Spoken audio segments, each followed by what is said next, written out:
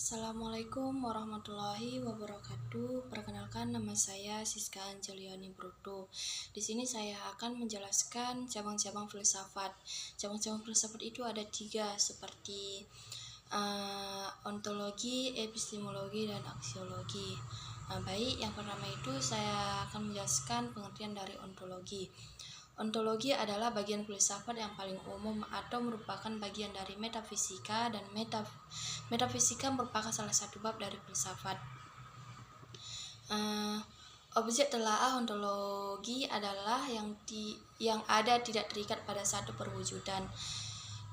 Ontologi membahas tentang yang ada secara universal, yaitu berusaha mencari inti yang dimuat setiap kenyataan yang meliputi segala realitas dalam semua bentuknya. Setelah menjelajahi segala bidang utama dalam ilmu filsafat seperti filsafat manusia, alam dunia, pengetahuan, kehutanan, moral, dan sosial.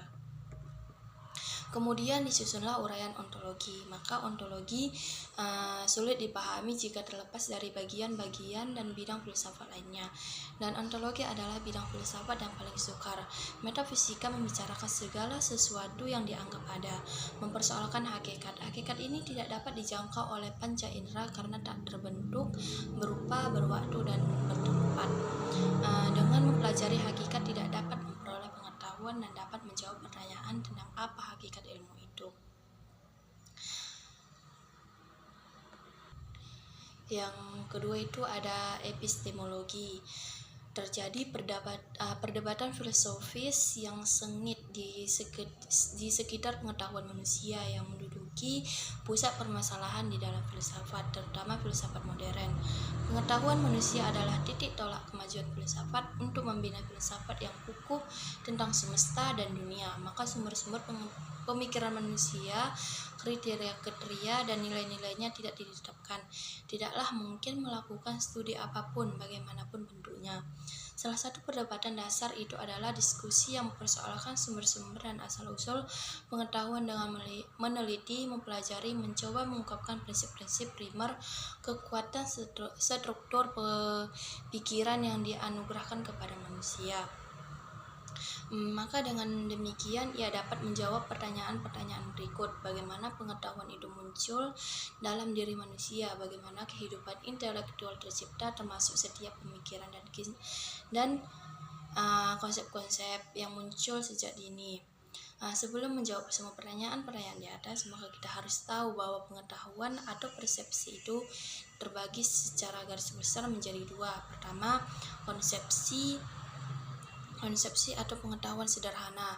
Kedua, yaitu pengetahuan yang mengandung suatu penilaian. Konsepsi dapat dicontohkan dengan penangkapan kita terhadap pengertian panas, cahaya, atau suara. Yang ketiga itu aksiologi. Sampailah pembahasan kita kepada sebuah pertanyaan: apa kegunaan ilmu itu bagi kita? Tak ada dipungkiri bahwa ilmu telah banyak mengubah dunia dalam memberantas berbagai termasuk penyakit, kelaparan, kemiskinan dan berbagai wajah kehidupan yang duka. Jadi menjadi landasan dalam tataran aksiologi adalah untuk apa pengetahuan itu digunakan, bagaimana penggunaan ilmiah dan moral etika, bagaimana penentuan objek yang diteliti secara moral.